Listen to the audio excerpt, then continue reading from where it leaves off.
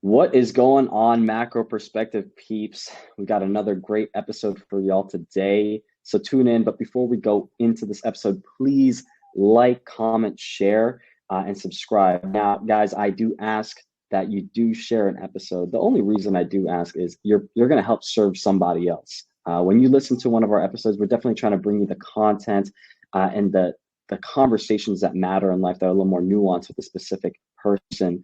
And if you can share that with someone, it'd be great. And also, you are supporting like a small business. You're supporting a podcast. You're supporting me. You're supporting Marcus, and you're supporting the people that come on as guests here. And as we grow, you're going to be supporting more people as you share. So with that being said, let's get into our conversation today. Today we have Daryl Jones on, and I'm just super excited to have this person on today just because he's a dossier of things. My producer, she gave us, what he's done, and it's just phenomenal to see what he's done. He has been a professional athlete.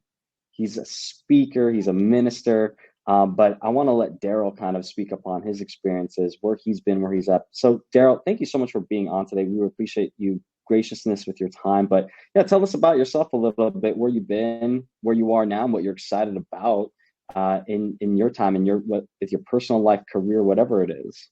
Awesome, man. Thank you again for having me.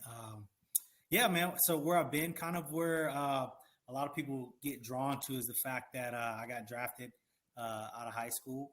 And I know a lot of young people are interested in that, just because they always ask me how did that happen?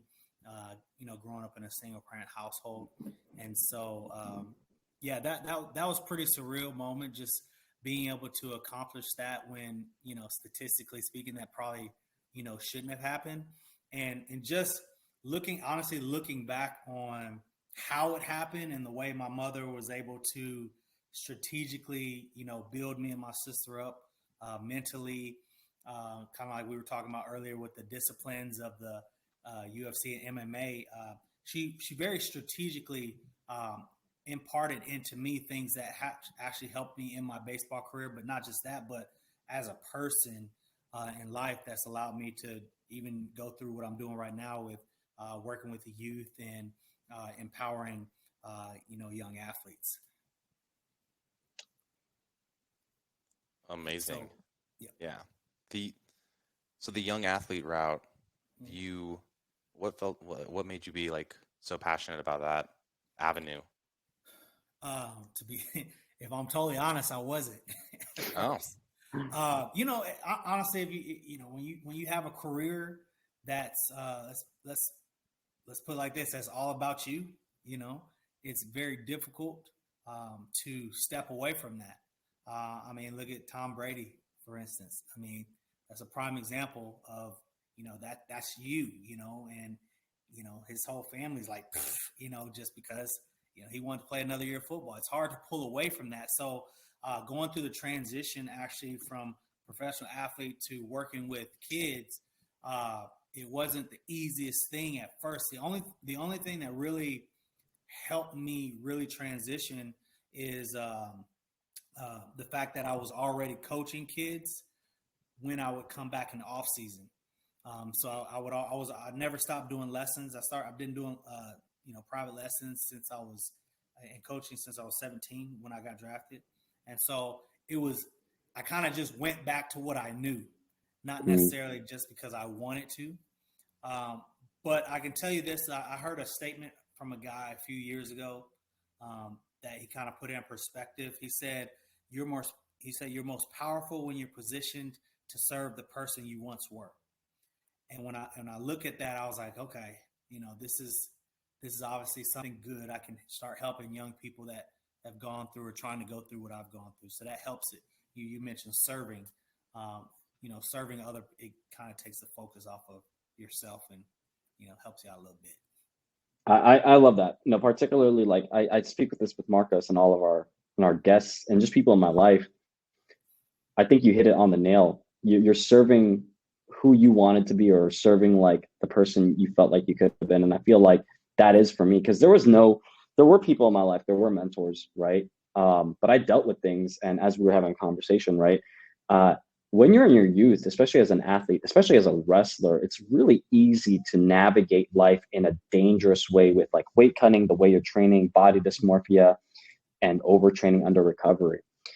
So for you to come back and to help the youth out, to show them, hey, this is how I would have done it if I had someone else come in, or now you're seeing my wisdom, my experience. This is how I want to help you so you can speed that route up to success faster. Right.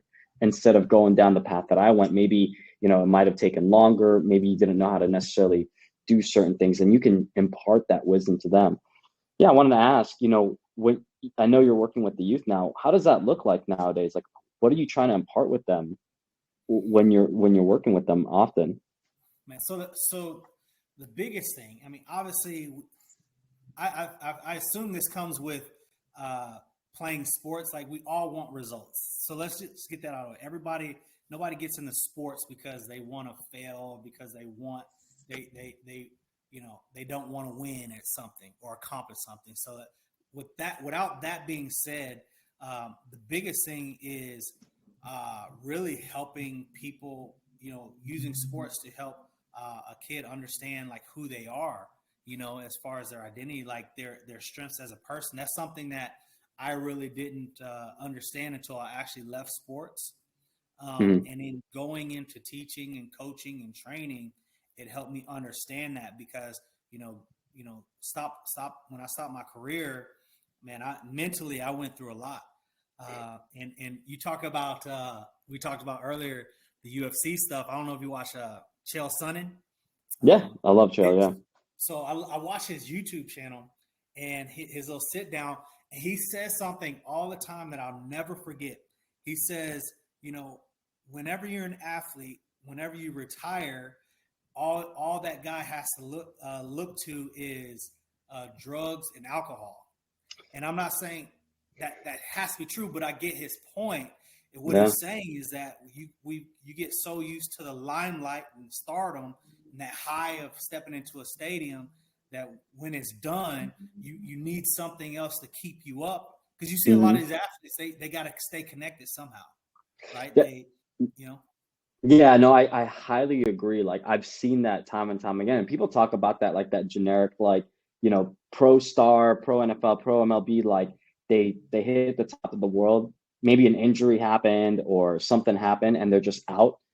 Maybe they peaked out before their prime, something happened in their career, and next thing you know, it's easy to get into a vice and then just run down yeah, that path. It's so easy. Um, and it's wild because, like, dang, they had so much potential. I mean, you could look at, like, you could excuse Kale, or you can even look at like someone like Mike Tyson, for example, in the fighting world, like, who went down a path of having millions of dollars and then blowing it all on lifestyle. And it's like, dang, why does that happen? And I think you're right. Like, if you can't work on your identity, on who you are post sports, I think that's such a big thing. How do you introduce that to kids that are like, hey, look, I want to be a champ, I want to be a national champ, I want to be on a D1 team, I want to be, I want to get calls from, I want to get calls from the MLB, just like you when you hit high school. yeah. Like, how do you tell the kids, like, look, like, hit this opportunity, but understand, with this opportunity also comes with some negligences that you need to be aware of. How do you explain that to them?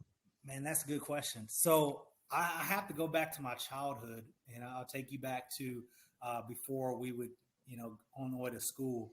So my mother would wake us up, and she would always have this music playing, and she'd tickle our feet when we get up in the morning, and she'd create this happy environment, right? And so on the way to school, she would always say something encouragement. But the biggest thing is when we're in the car, she'd pull out this sheet of paper and had all these words on it, and she would make us say these affirmations over and Mm. over and over again. And so she would build us up as people. There was nothing that had to do with sports in that. She would build us up as children, as a person, as a male, as a female. And so I'll never forget, like, I was so confident as a kid growing up. And not only, and I say that because you mentioned having success in things. I was also, I had 31 football scholarships. I was first in jazz band. I could go on and on. National Honor Society. Put it like this: everything I did, I succeeded in. Um, And a lot of it, I believe, had to do with how I saw myself, and the way I saw myself was predicated on, my mother helping us build ourselves up as people. And so I think it's less about the sports aspect and more about how do you see yourself. You look at other people. There's some guys that retire and they get into another career and they start succeeding in that. Kobe Bryant, look at these athletes that succeed in business and other things, not just basketball or baseball or football. Kobe Bryant was an Oscar winner, before he passed away. Michael Jordan, look at what he's done. Magic Johnson, these guys are succeeding in a lot more things. So I think that says more about who they are as people or what they believe about themselves than it does actually what the sport that they play. And the last thing I'll say is that when I coach people, I always say I coach the person, not the player. Because if I coach the person to be better, the player will get better as a result. So that's where I really like to attack is who they are as people. Man, that's so good. The reflection of like a player getting better as a result of like kind of encompassing that personal relationship and treating them as more than just an athlete. And I think when it was that level for me going through sports growing up, even amongst the team setting, typically, when a coach was like, I guess more cordial, right? But like also like more of a friend, and also like more in that mentor role, felt like I was more receptive. And, plus I'm sure they're like, you have a little bit more buy-in for more people, right? Because you've been at a higher level and they were asking you those questions of what it takes. And you're like, probably like working your ass off right now, and doing the stuff that's not fun because you get to do the fun stuff once you get to like that next level. Right. Yeah. Mentorship I think is huge for all of us, and that's kind of what I'm doing now as far as the programs that I'm stepping into now with families and the athletes. So we can get into that later, but that goes right into where I'm headed with the young athletes is the mentorship for sure. How many kids, young athletes are you working with currently? Okay, so typically I'm working with around 20 athletes. Now, however, I've recently stepped out into kind of a new venture with, instead of just working with the athlete, working with the entire family. And what I mean by that is, so I just got back from Florida last week. I flew out there because I had a family fly in several weeks before, and I worked with them, and then I returned the favor and went out to Florida. And so one thing we're seeing at least in the youth baseball arena is families not knowing really how to navigate the terrain, and really relying on organizations and other people to make decisions for them. And again, if you're relying on an organization to do that, you're going in the wrong direction, because organization, they're set up for you, but they're not for you all the time. There's too many kids to try to get everybody a college opportunity, if that makes sense.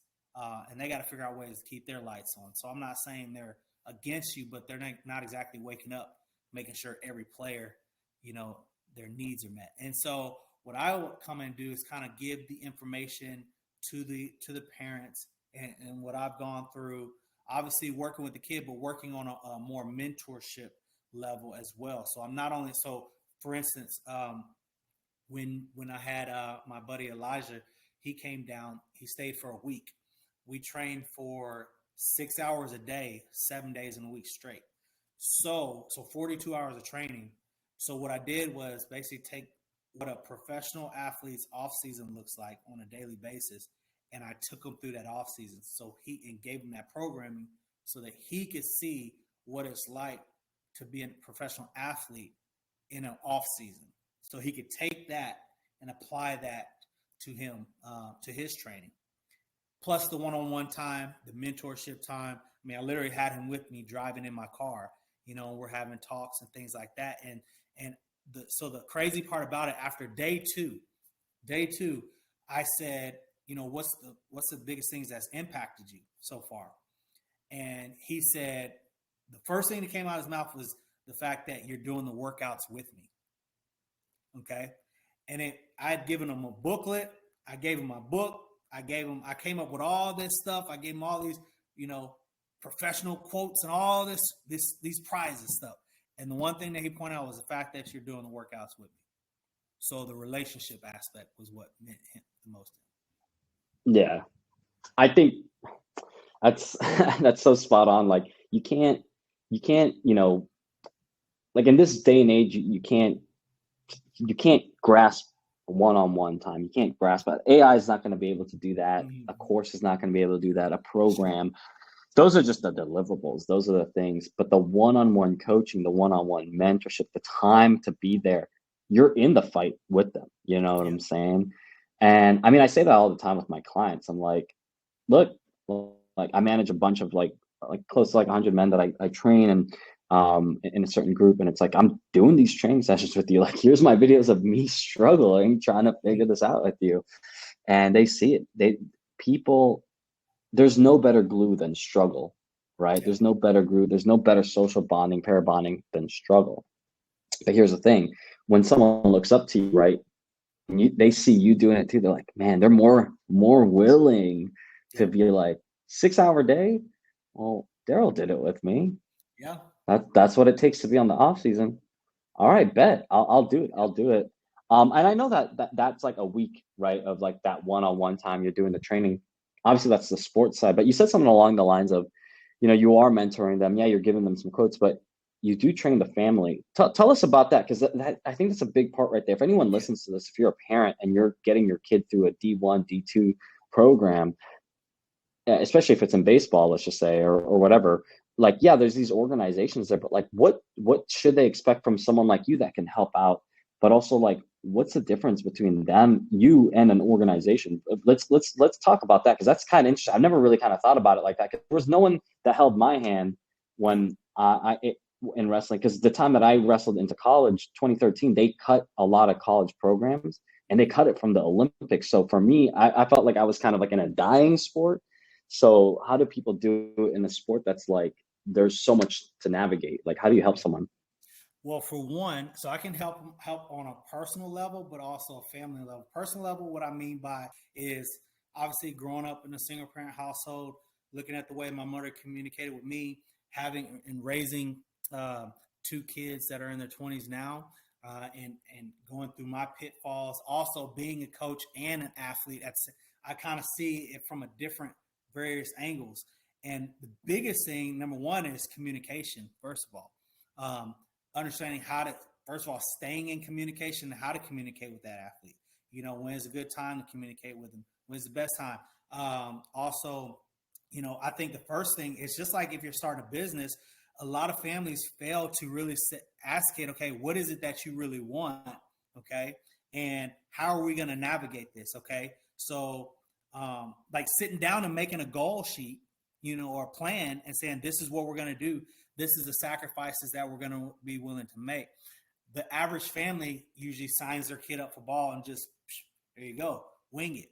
And I'm not saying that you can't get away with that. I'm really talking about when, as a kid gets older and it starts getting more serious, because a lot of times you see parents, they don't know, first of all, where their kid fits at in the grand scheme of things. Okay, they're just going based off what the organization's telling them. So getting with someone like myself or another expert in that field, say, okay, hey, where does my kid fit at? Then getting with the kid, say, hey, what schools do we want to attack? Because a lot of times everybody wants to go after a Power 5. Well, everybody's not a Power 5, program player. So getting maybe a list of 10, narrowing it down to 5. These are the 5 schools we're going to attack this summer. We're going to look up their camps. We're going to get in front of their face, essentially understanding how to market your kid. It's all business and marketing, sales and marketing. It really is. It really is. I remember, that's so funny. That's so, I mean, the way you just brought it down, it's kind of like a roadmap. You're creating like a roadmap for the kid. It looks like. Yes.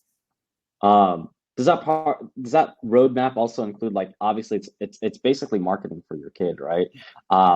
with social media and stuff like that, I remember when I was growing up, like YouTube was just powering up. And I mean, we were making highlights of me, highlights of my teammates. And it's like, so you can give it to the other schools and stuff and all these highlights. And it's like, do you guys do that with the kids? Like, do you get time to make sure they're probably documenting the stuff that they're doing? The parents are there making sure, hey, like, look, like they're seeing them, they're getting to speak with the right coaches, but they get to see that content too. Cause I mean, I know these coaches themselves or the organizations themselves are probably getting flabbergasted with a bunch of attention. How do they get in front of them like that? When there's like 1,000 kids probably vying for their attention. Yeah. So you mean as far as like the college programs? Yeah, college programs and things like that. Yeah. Yeah. So that's where, like I said, you figure out, okay, what schools I want to go to, and you attack, like, you got Twitter, you have Instagram. You typically want to go after the assistant coach. A lot of times you won't get a chance to go after the big fish, like football, wrestling. There's always assistant coaches that you go after, and you keep up with them. You make first contact, especially going into camps, and making sure you get in front of them. So for instance, I met with a kid this past week, and we made the goal list, and he tells me his goals, and I basically map out, what it should look like. So if they say, hey, I want to hit, 300 or whatever, so I give them the exact steps or a framework. And okay, it's kind of hard to create a game plan to hit 350, but you can give them a actual hitting regimen or practice regimen for them to go. If they say, hey, I want to go to school, okay, these are 3 steps you're going to take, to go to this school. You're going to make first contact with the coach, then you're going to sign up for a camp, and then you're going to sign up for 2 camps. So you're giving them essentially a framework for them to go off of. Because again, we don't want to get in a situation caught with 1,000 kids vying for the same position. So we need to know what the team needs, and then if we can fill that need. I need to know what my value is first. What value do I add? Does my value meet that need? And if that's correct, then I'm going to go after that school. So the follow-up to that is like, okay, cool. You got the game plan for the sport. Mm-hmm. But like you said, and going back to what you said, this is important. You still want to develop the person, right? And, what other skills, like I know for me, for example, like going into college and stuff like that, I made All-American academic, right? All-American academic, within my GPA. Do you still tell them, like, you guys, even though we have a plan for you guys locking it in for the fitness or for the sport plan, what does it look like when you dial it in with them with like, hey, this is still your education plan. Hey, this is still how you got to develop as a person. How do you work with them like that? Or is that kind of like another area you allow the parents to kind of go into on their own? The academic side is probably more for the parent side. I don't work with them specifically on academics. Although you bringing that up, I'm going to jot a note down, because if I can, because it does matter. It does matter. Yeah. I personally don't deal with the academic side. I deal more on the personal development and skill development, and then obviously the extra little leadership tangibles that we can give the kids to be able to put themselves in the best position possible for them to get seen. Yeah, I love it. Well, tell us about that then. Tell us about the personal development then, because you're talking about the athletic development and the roadmap there. What is some personal development stuff that you key on in with the kids that you work with? That is, I mean, quite frankly, that stuff's going to go beyond the sport for the rest of their life, Yeah. Well, number one, I give it to you right now. So today I'm going to be making contact with one of my guys after we get off of here to give him his goal sheet. So I meet with him once a week via Zoom call. So it's our coaching calls. So essentially, I want you to think personal development space. Think about your guys, that your big time guys, they have their mastermind class. They have their, they have their little funnel system, They funnel it down to one-on-one, right? Yeah. Okay. Think that and put it in sports. And that is essentially because it's not in sports. There's nothing there, because everything's always about what you do on the field, but there's nothing really that's putting both together and say, hey, we can do both here and make sure that you keep this together. Because you see a lot of these athletes, man, they don't have anyone to be accountable to. Okay. we need accountability, and that's Oh honestly the my biggest thing. gosh. We need accountability.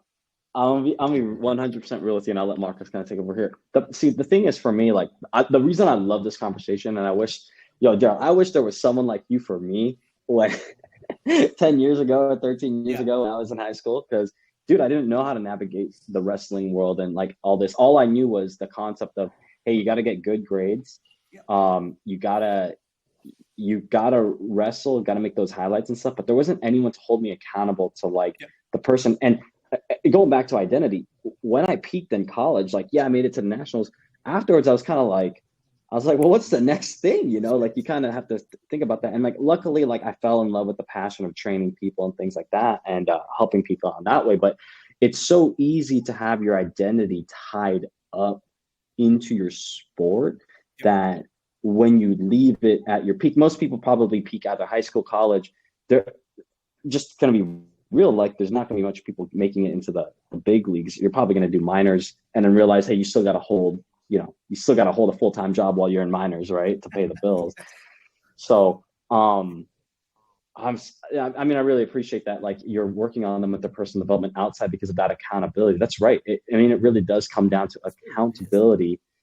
Sure, the coach is going to tell them what to do. Sure, the nutritionist on the team is going to tell them what to do. Sure, the sports, massage therapist, whatever, is going to tell them what to do. But if there's no accountability, plus you reinforcing that to help with the parents, like, hey, the parents need some support.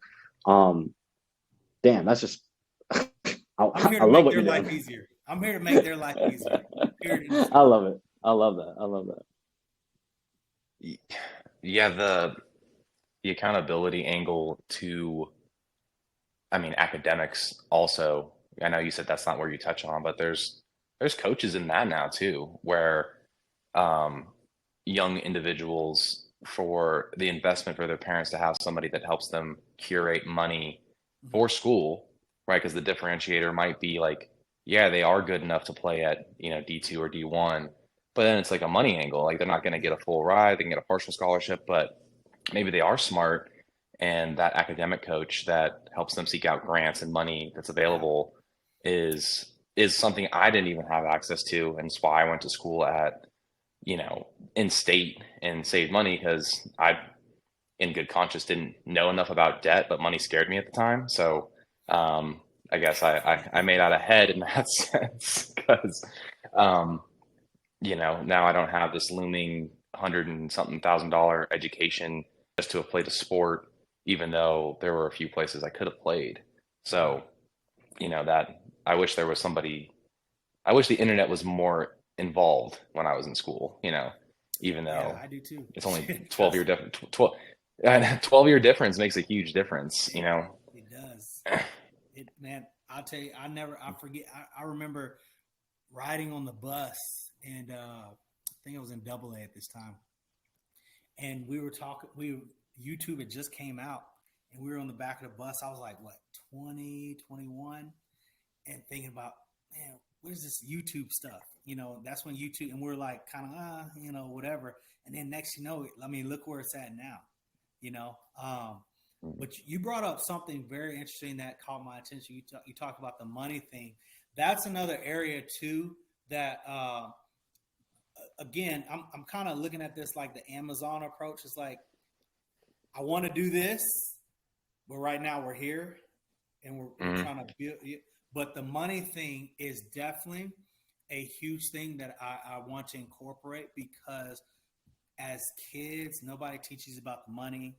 It's not taught in school. It's not taught. And when you're talking about getting into, and it regardless of what business you're in, I think financial education is huge, and it's not taught a lot, and it governs a lot of decisions, and it plays a lot into a confidence, especially if you're a male, and how you feel. I can tell you right now, it didn't make me feel very good, when my career ended, and not knowing how to really navigate the financial sphere, and trying to take care of a family of 4. That has a lot to do with your mental confidence as well. So that is definitely something that eventually I want to incorporate. And if it's not in sports, definitely in some type of program or something for kids, because I think that's very important. No, that's such a powerful thing, because I mean, when you're dedicated to your craft, like a sport, like you're not thinking about money.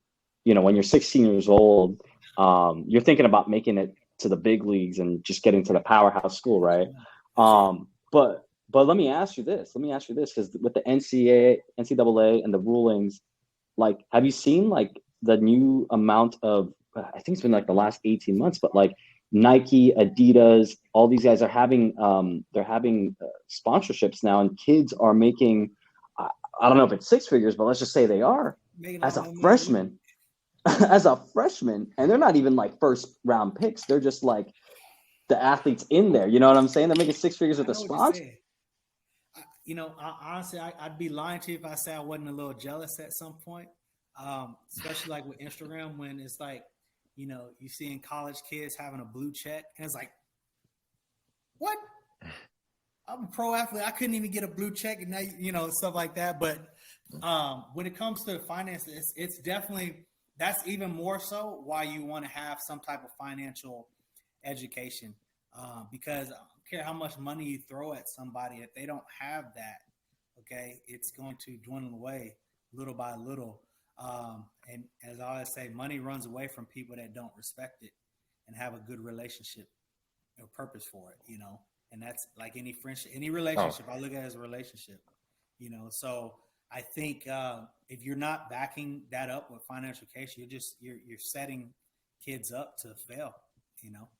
That's just financially. I'd rather you give me what I know now. Like if you told me this later, or like when I was younger, I would say, nah, I'd rather take the money. But I'd say right now, I'd rather give me the financial education right now, knowing that I can build up, than you just throw a bunch of money at me and I have nothing to, because I'm just going to lose it. So, because I did, that's what happened. Yeah. What's the statistic? Like 90 to 93% of, athletes will, go through a phase where they're like, basically broke within the first like 3 to 5 years after retirement. Yeah, no, you definitely, because you think, like he said it perfectly. When you're thinking about getting there, you're only thinking about the big. When you've been successful your entire life, you don't see anything else. You only see, this is how my life's going to work out, and I'm going to be the one with all the multi-millions and all that stuff.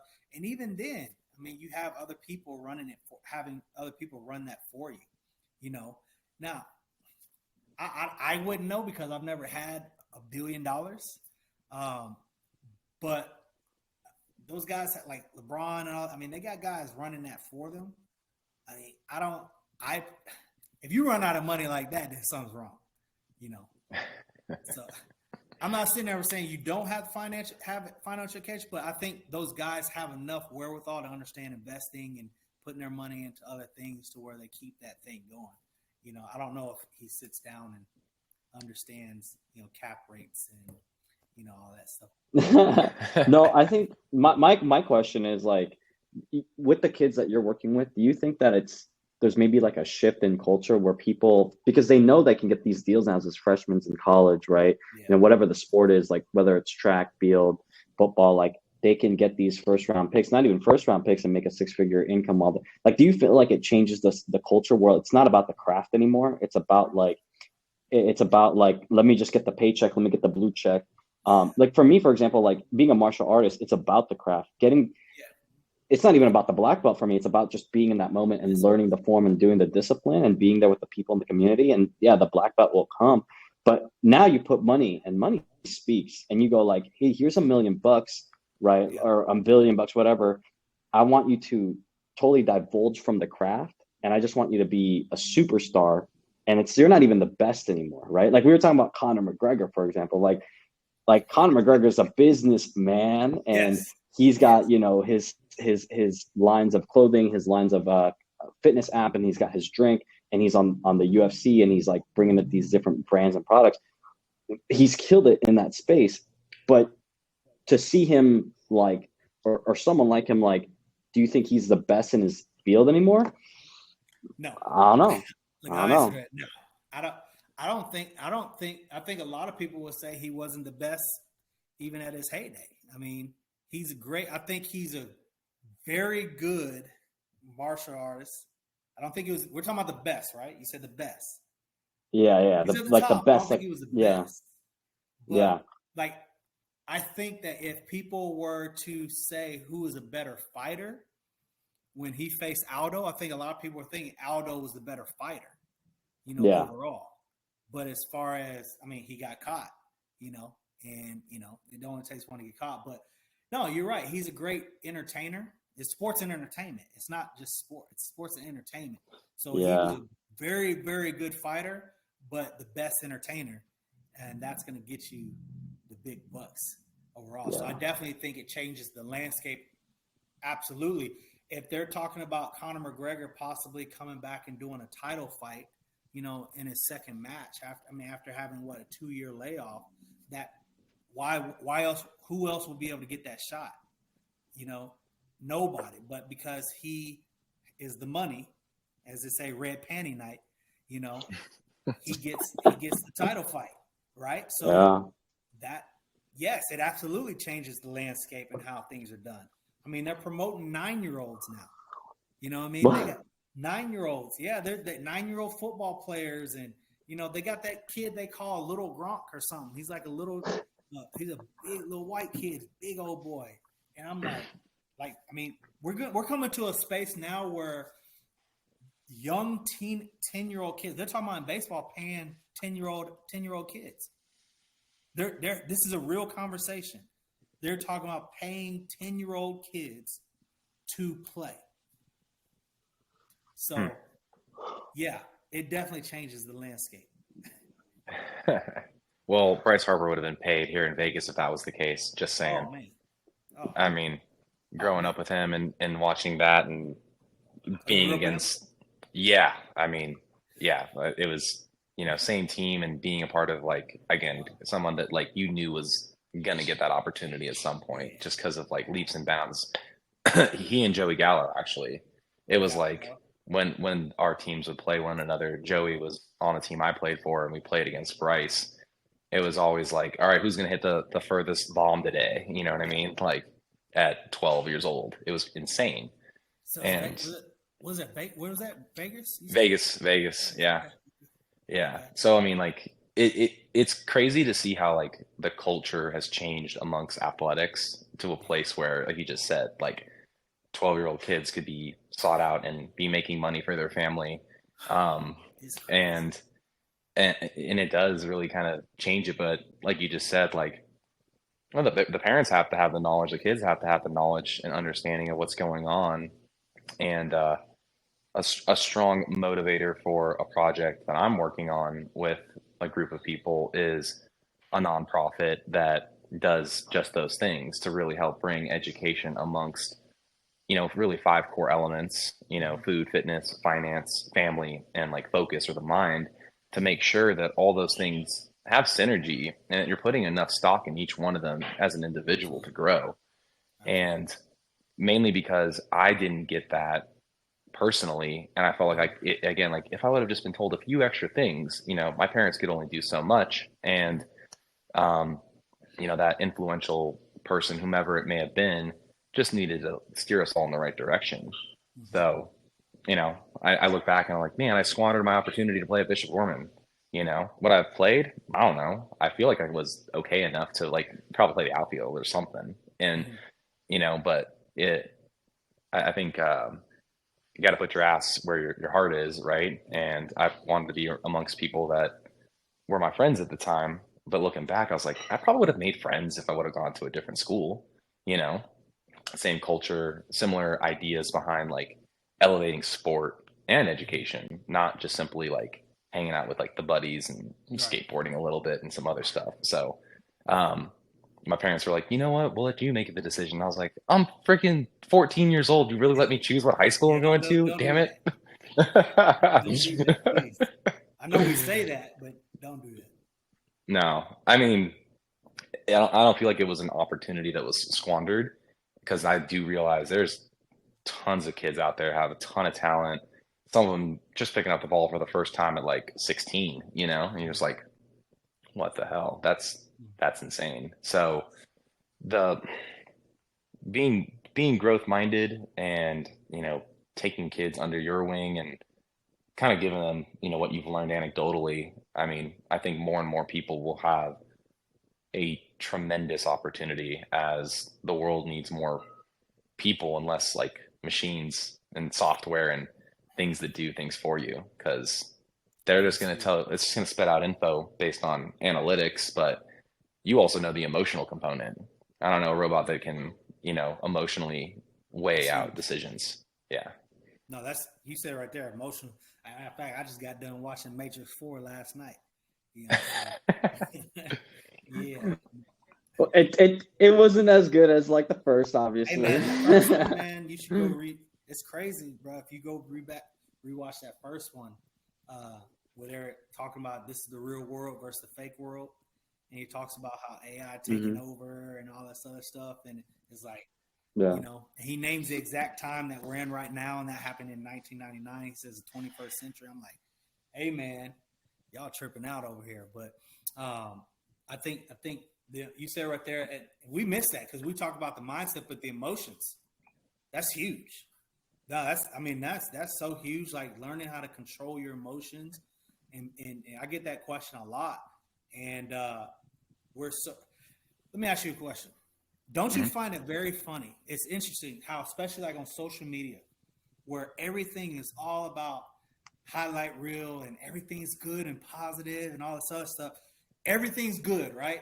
Yet we talk about so much depression and mental health and all this stuff. I was like, at some point, where's the lie at? Where's the lie where you put out everything that's so positive, yet we're at probably the lowest mental stability that we've ever been as far as depression and all this other stuff. Everybody's whacking out emotionally, but it's all positive. And I'm like, that's why I love sports, because sports, you need opposition. You need the opposition to bang against, to show what you're worth. But we're like, no negativity. It's like, dude, you need the negativity so your butt learns how to operate in that. Yeah. No, I mean, go ahead, Marcos. No, I have a friend that made a comment, and I feel like she called it, damn it, now it's like, she's like, get that positive, that positive negativity out here. It was like along those lines. It was like an oxymoron. But exactly what you're saying, it's like, because you then see everybody's highlight reel, that you're not actually in tune of like their grind, because no one wants to show the failure. And so, I mean, a lot of the stuff that I'll post now is highlighting the bad days more so than the good days, because they actually are what I think more people need to see more of, to realize that, okay, like, well, yeah, the reel might actually be like the highlight reel. The stories is the day-to-day, nonsense, the stuff that's like more relatable. Yeah. So, and I think that also plays into everybody's social media as a marketing page now. Yeah. Right. That's the start of their funnel. So if you need to draw somebody in, it has to be, spitting what you deem as your North Star, or what you're trying to get to, or why you want people to work with you. Right. And so if you start with negative, like they're immediately going to be turned off to it. Can't do that. Yeah. So I think what you're mentioning is this shift into a psychological relationship of parasocial. And so as people don't know you, they can get to know you through what principles you're trying to apply. And it's actually been a lot of stuff that Seamus and I have talked about, like off camera, as we're building stuff together. That entity or things we talk about have to be real, and people can hopefully align, even if it's something that's tough to hear at times. But then it just hopefully strengthens the bond, even though they've never met you. Right. And so everything is curated towards that being the angle now, because I mean, all we do is deal with people's emotions on a day-to-day basis with our jobs. So every day. Yeah. And as a logical person, I'm just like, well, logically, if like this thing is your anxiety trigger, don't do it. They're like, wow, I just can't stop doing it. And they get on your nerves. You're logical. Not that they get on my nerves. It's just like, how do you? Well, I'll use the metaphor that our coaches group talks about. How do we shine the light on their stepping stones so they can take the step in the direction that they want to, versus me telling them what to do? right? Because, logically, if you want to have money by the time you're retirement age, you had to have put money away, like starting 30 years prior. But in the moment, you're like, how am I paying my mortgage? How am I feeding my kids? How do we, and then obviously the next logical step is like, maybe we need to sit down with the family and discuss a budget, how much are we willing to, quote, put off right now? Is it 100? Is it 200? Right? What's the trade-off? Right. And, and again, it's like, the delayed gratification of maybe not driving that new car for a little longer than you'd like to, even though, you feel like you've deserved it, or you want it finally.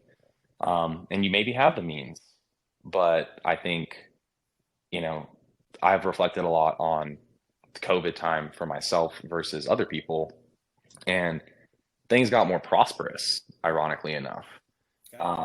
Learned the nuances of the system, if you will. Every little angle that was like, let's use the PPP loan, for example.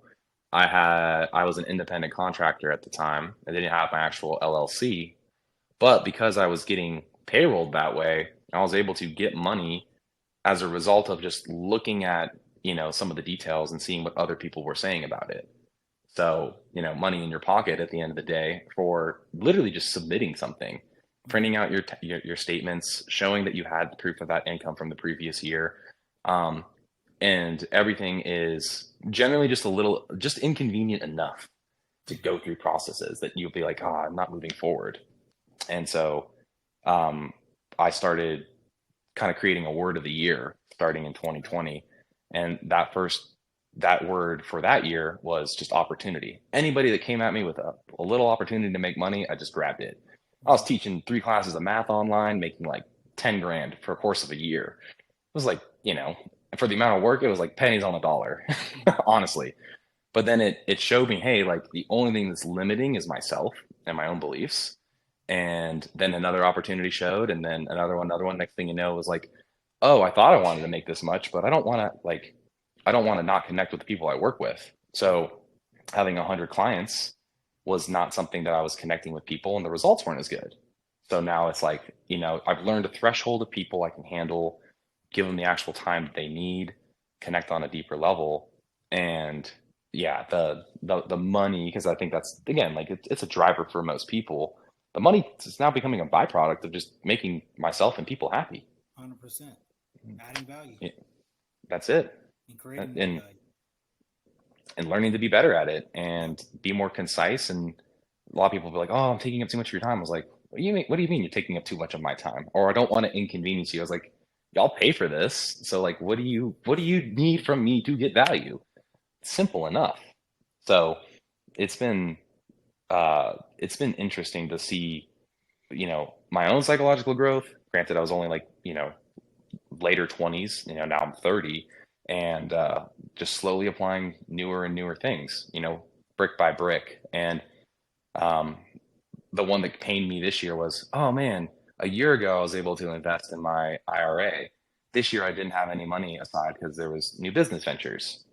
Wow, like but it's 1 year, right? Like I know in my head, like what do I got to do to get there so I can contribute again, right? Like, am I putting some stuff aside? Did I buy some useless shit? And truth be told, kind of, but not really.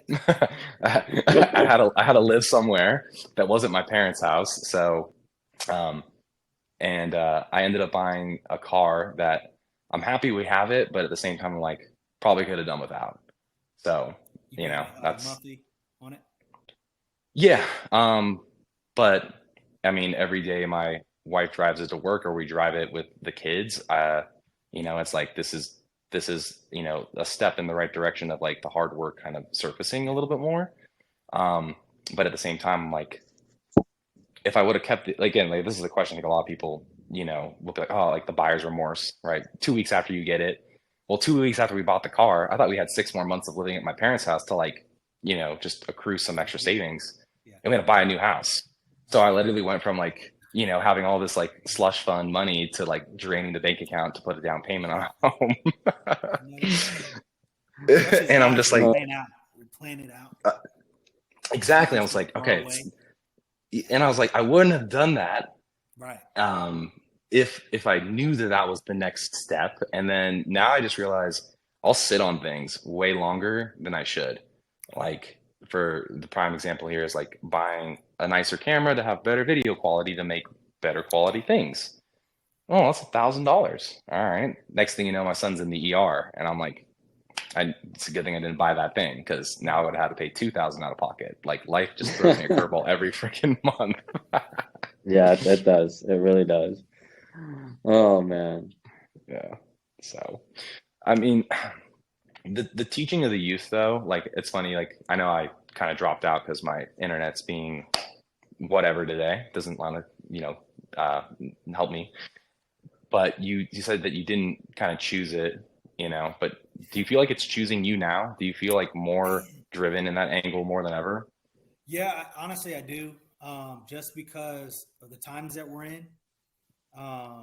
You see what's going on with the youth. You see a lot of the emotional. You mentioned the emotional disparity as far as the depression. As far as you see the leadership that they need. Being a parent and also seeing parents need help. I feel like the family unit in itself just needs help.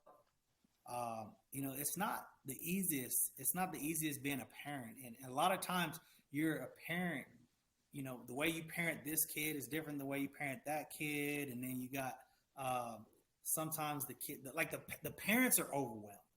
Parents are human beings too.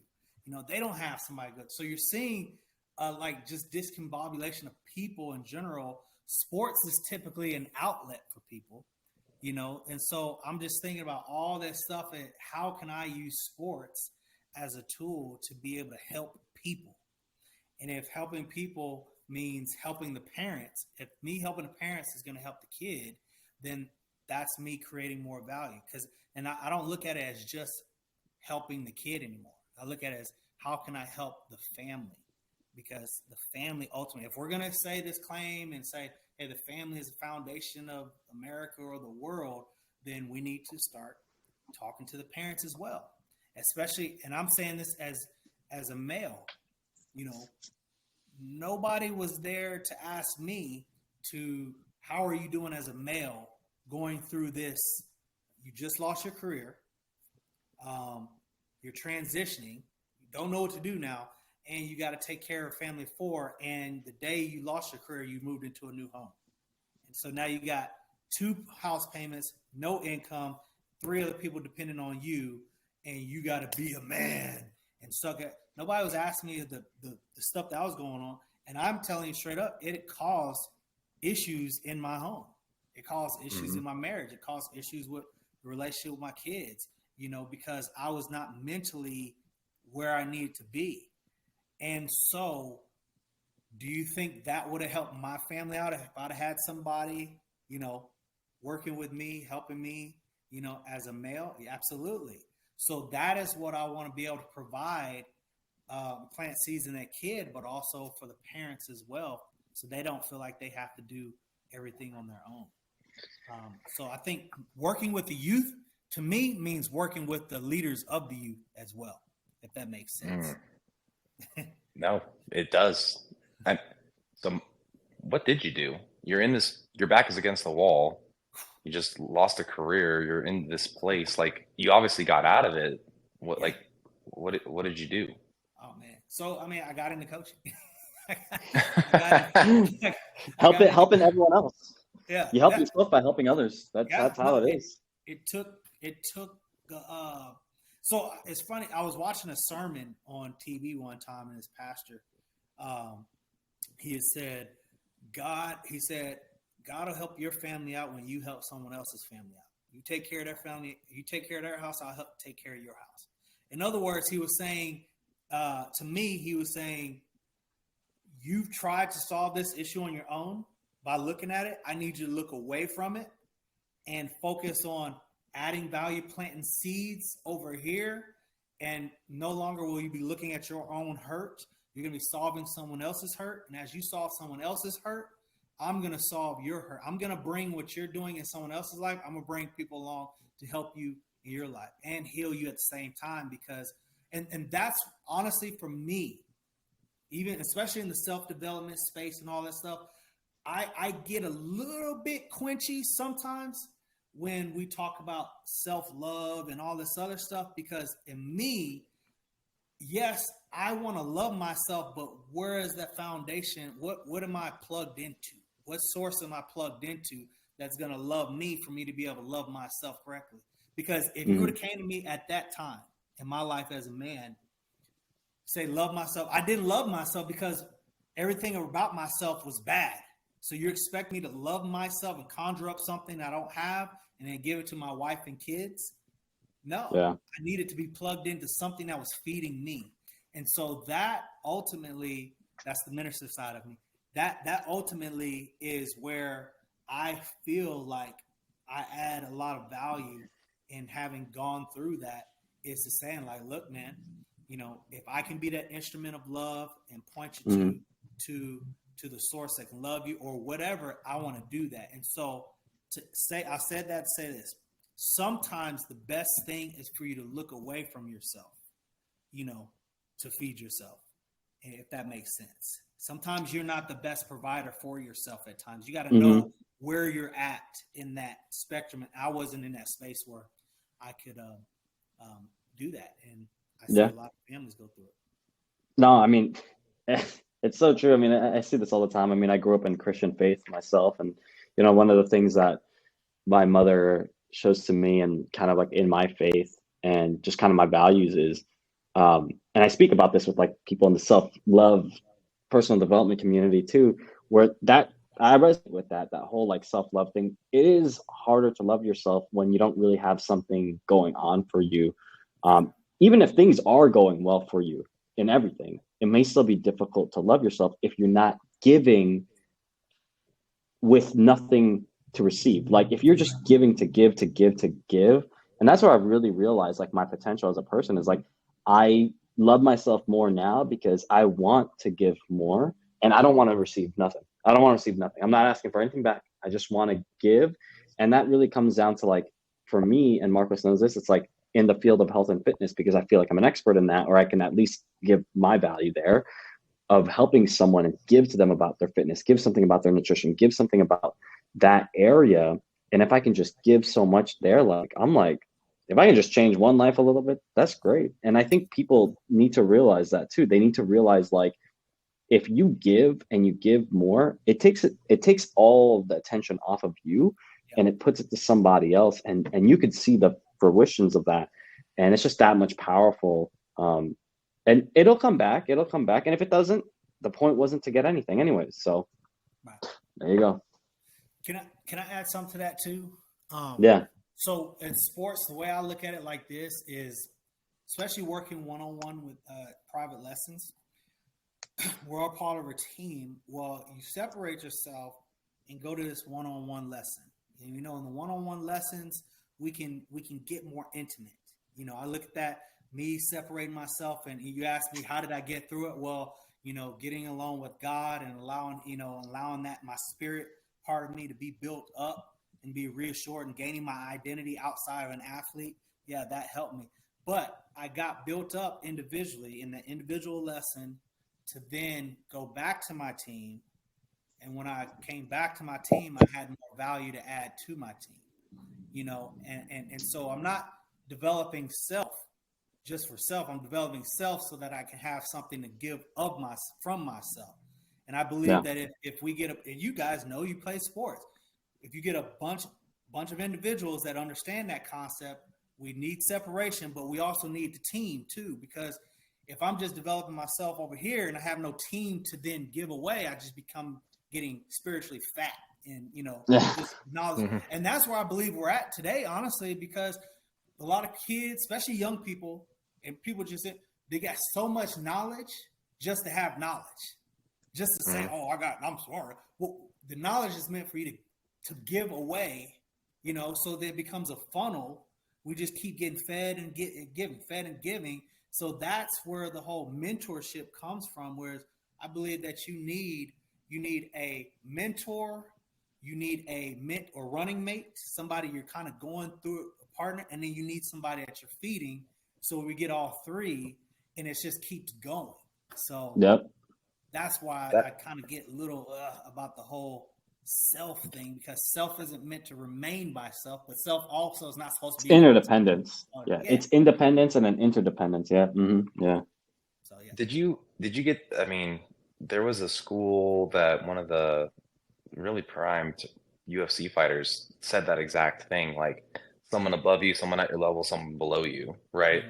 To create that thing. And I forget who it was, but he was obviously very successful. I want to say it was like GSP. Oh, GSP. What was that? Probably, yeah. I was gonna say Chael always says some witty stuff, but GSP, I wouldn't be surprised. He's up there. Yeah. And they were just talking about like how that, you know, obviously like, yeah, he's sparring with people like at his level to get ready for the next thing, learning from his coaches, and it may have just even been a jujitsu gym too, that like, again, like that practice.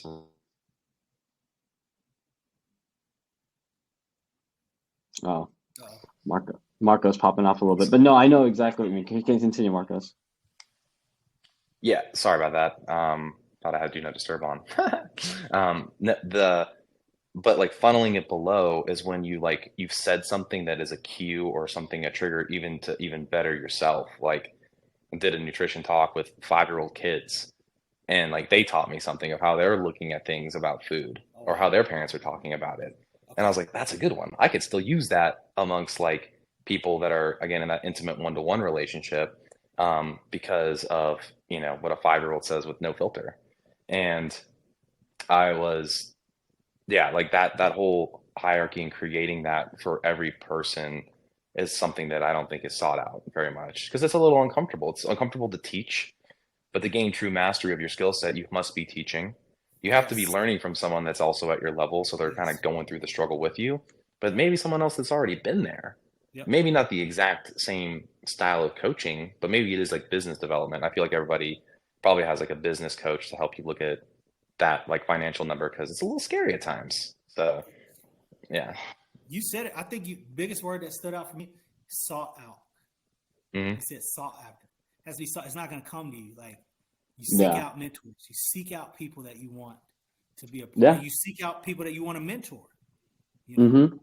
So, I agree. And here's the thing about that too, and just for the people listening, like you speed up the start to finish or whatever the goal is so much faster when you work with someone at different levels, right? Like, yeah, you can go read the book. Okay, but reading the book's probably going to take the month, and then you got to implement it. So it's probably going to take 90 days to do that. Okay, you go into their mastermind. Okay, but it's like 1 to 100. So now you're working on the core. You know, maybe it's 60 days. If you work with them one-on-one, maybe you get a result today. You know, you get a result. It's a big investment. Maybe it's like, you know, maybe it's $100 for the book. Maybe it's $1,000 for the mastermind, but it's $10,000 for an hour of this guy's time. But that $10,000, guess what? You pay that much, you pay attention, and everything is turned on to like execute at the next level for that hour, you know? So I got 2 things to add to Grant Cardone. I went to when we were doing the speaking, I was at the 10X Stages workshop that he said. And one thing that stood out that they said, and it's first of all, it's a sales tactic, but it's very good. It's very, like, he always asks you, if you're always struggling with, are you going to pay for the course or whatever? He actually said, is this a money issue or a confidence issue? So he always asks that. But one of the things that they made a point to say is that typically whenever you're afraid, like you said, you could pay $100 for this or $1,000 or $10,000 to get in person. He says usually most people are afraid to spend the more money because they don't have the confidence in themselves that they're going to carry the process out. And I was like, I said, that's so true, because if you got a chance to be with the person that you're admiring and that you want to be there, and you don't want to, it's because you don't believe that you're going to take that and do it. Yeah. They're giving you the blueprint. I mean, it's interesting because you could get the same thing from the $100 book, but you're probably just, I know this sounds weird, but I talk to this about Marcos all the time. It's like people will just get books to get books for knowledge, but not necessarily like, they're just mentally masturbating. Like they're just like, knowledge, like I'm a library, but like they're not necessarily like executing what the information that they need to do. And like there could have been one thing in that book you needed to do, but because you're like, oh, I have all this information, I'm not going to do nothing. Yeah. But then the moment you have that $10,000 hour time with that person, that coach, that mentor, and they tell you, you got to do this one thing, and they push you emotionally, Yes. logically, whatever it is. The next thing you know, you do that and you go, yes, Jesus, like I should have just done that. Yes. I could have just done. No, you're 1,000%. Last thing I'll say. So my son, this was 3 years ago, 4 years ago, maybe long. He was me and his mom were going back and forth. He didn't want to go to college, maybe college, little college. We lose him. We lose Marcos. No, I think he's still there. No, here. So he was complaining because he just wanted to go out and freelance and just do this stuff. I'm gonna no accountability, nothing. He's like, well, Dad, you didn't go to college. I said, you're right. I didn't go to college. But when I got drafted, I went to an organization surrounded by a bunch of men that had more success, or they were extremely successful in the arena that I was trying to go in. So even in sports, you got all these coaches around, and they're your mentors. We call them coaches, but they're our mentors. They're people we have access to, personal access to. So it's not like you're going and just doing your own thing. You are drafted, and then you're going and held accountable by other people in the same field that had higher success or the success that you want to go to. So that's why I always use sports as an example, because that sports shows us how to live life if we look into it. Yeah. Marcos, Yeah. anything else to kind of follow up there? I know we're kind of coming up on time here, but anything else to kind of follow up? I'll wrap up. I think that hit the nail on the head, though. It's just like there's conventional ways, or the school of thought that's being taught right now about higher education, or you can seek out higher education in non-traditional means. I'm getting more education through this podcast from calls with people like Daryl, talking about, again, things that happen, struggles, and then going and applying different little principles that they talk about than my 4-year degree, right? Like, but again, like having, I think the way of framing this to your son would be like, that's just like an entry ticket, son. Like, your work doesn't stop there. Like, I've personally out of pocket now paid more money in education in the last year than I have for my college education. Why would anybody want to do that? Because if you're not learning to grow or take people's methodologies and try to interweave it with how you're creating something, then you're not going to be any good to anybody. You're not, you're going to be a yes man. And I had a conversation with a young 20-year-old. He's like, I'm really good if you just tell me what to do. I was like, that's just it. You don't want someone to tell you what to do. You want to be able to provide them with a service or a thing or something. Like, what is that thing? He's like, I don't know. I haven't learned that yet. And I was like, it means that's where you have to do your soul searching. You need to figure that out. And circling back to like the idea of the nonprofit stuff, that's something I'm working to provide to individuals, young kids that are of graduation age. It doesn't matter gender, ethnicity, whatever. All who apply will be available to get the scholarship from that organization, such that they're going to actually get, a scholarship to get educated in nutrition techniques and understanding food. Right. And then they'll have a certification when they finish it to then go apply and maybe make some money at a college level. Maybe they're only charging $30 to a college kid for a monthly recurring membership. That's $30 that they've now made. And then they start to get the gears turning. Well, someone will pay me 30. Well, someone will pay me 40 and then 50. What do I need to do 100? Right. And also provide them with mentorship and then give them a little cash so they can actually pay for their books for like the thing that they think that they want to do. I mean, Seamus, do you actually really use your degree? Dude, honestly, I was telling my brother about this yesterday because he's like, dude, he was telling me, he's like, I don't have skills. Like you went to school, and I was like, I'm like, dude, like as much as like I went to school, like the skills that I learned in the real world are like where it's at. And here's the thing, like the non-traditional way of things, and like information is so fast now that it's not even necessarily the information that's like outdated right away once you hit 4 years out or 5 years in my case. it's about the implementation and the training, because technology in our field is constantly changing. Like I've had to learn like 5 new pieces of technology in the last like 6 months alone, just because it's like this. And it's like, you can't pay for that in a school. Like the school's just too inundated. You got to go through the course. You got to pay the person. You got to go to the right people. And it's like, I feel like my 4 or 5 year degree, again, is just an entry level thing. And even if you don't have a 5 year degree, like Daryl here says, he went right to the place that he needed to be. Even there, he was probably getting new ideas, new skills, new people to learn from. And it's just constant. It's a constant like uphill learning thing. And you have to like make it better and faster. And again, technology evolves. The internet is here. New people, ideologies that you may resonate with. You're like let's just say sales, for example, right? Like sales tactics we're talking about. Well, Grant Cardone's good, but he's a little too abrasive. Maybe I like Jeremy Minor more, or maybe I like this guy more. And it's like, okay, cool. All right, figure it out. And next thing you know, like that $10,000 investment could be making your $220,000 investment. And you said, hey, I didn't have skills, but over 90 days, or even just 20 hours, like Alex Ramosi says, you put 20 hours in, but then 90 days in, the next thing you know, in a year, you have a skill. Like, don't limit yourself. You just have to be open-minded. And to answer your question, Mark, I was like, I don't know how much of my degree I use in the day-to-day. Like it's a foundation, but in my day-to-day, I think my skills are beyond my degree. And there's things that like I look at it, sometimes I'm like, I could have read this stuff in a textbook with my degree, because it's like exercise science. Like I sometimes laugh because I'm like, exercise science, like all this stuff is simple now. But when I was 18, it was like, oh, it's so complicated. I want to be a physical therapist, Daryl, but like, you have to go that route. But when you look at it, if you're not in a route that requires you to be educated, and you could find some of that stuff out on your own, I really think for the person listening to this, I'm being honest, the non-traditional way could be making you more than a person that went the traditional way if you're thinking about finances. But it's also making you more because you bring that much more value, because you invest in yourself that much, So it's a double-edged sword. It's a hard answer to the question, but it's people just got to find their way.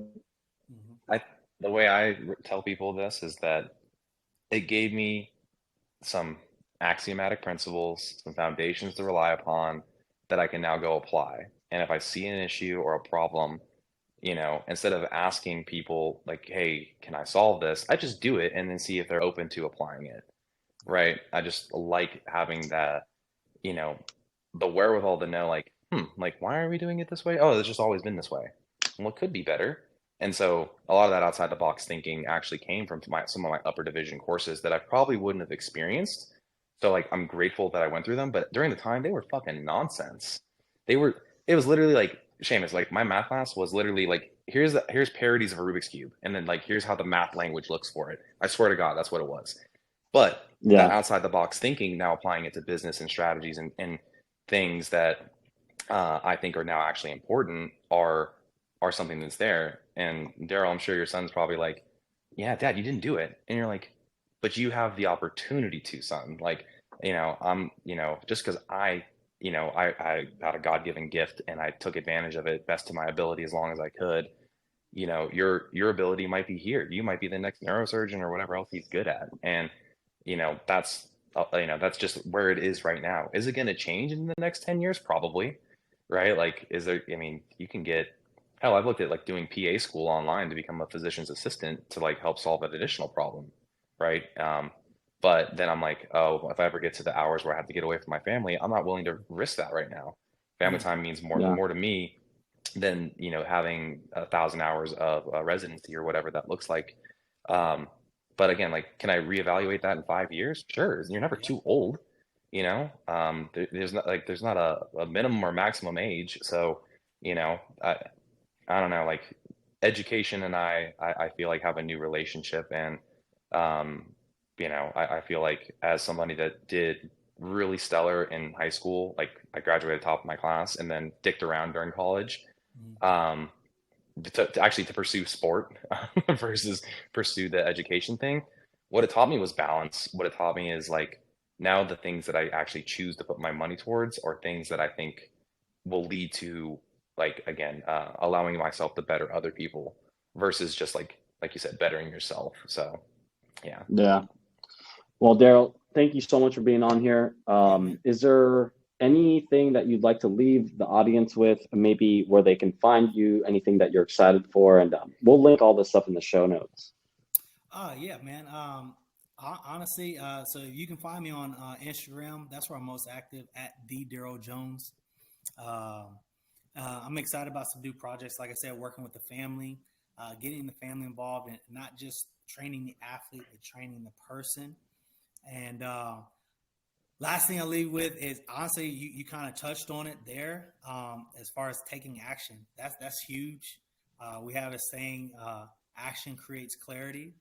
And as you take more action, that's where you can get clear on if this is for me or this is not for me. And as a hitter, when I step up to the plate, people always say, this, Marcos, when they say, get your timing, let me see one. Mhm. And I finally got to the point where I say, well, why do I want to not swing? How do I get my timing if I don't ever swing at the pitch? I got to swing at it, because I got to know how late I am, how early I am, and my arm slow. Is this pitch a lot faster? So without swinging or taking action, I don't get my timing. So the only way to do is take actions. Beautiful. Awesome. All right. Take action, guys. I feel like, yeah, I love the baseball analogy too. It's been a minute, and that's I guess, conversation for Marcos, another I'm gonna time. bring my glove, and we can bring my glove when I see him. We can throw the ball around. Remember, Yeah, I was you gotta- I was a catcher for 4 years, so. Yeah, it feels like a past life, but take action is a good message to end on, because everything, this was a result of just taking action. We've gotten to intertwine and talk to so many great people such as yourself. Our goal was initially just to do one episode a week, and then we've trumped that because we found more and more people just to have some reflective talk with, and so many people are bringing value, and we appreciate your time, and hopefully more people will continue to gravitate towards you as you continue to build and do good things in a whole new light. And so with that being said, if there's anything else that y'all would like to see or hear from Daryl, potentially if there's enough questions, we can get him back on and answer those more specifically. I feel like the baseball niche itself is obviously one that people are always looking to elevate. I know I'm already thinking about it for my son, and we haven't even really picked up a glove and a ball quite yet. It's more in the soccer realm right now, just because he can't catch worth a shit. But he's 5, so. Yeah. So any questions, comments for him, feel free to comment in the below, and then we will see everybody next time. We hope you appreciated this episode.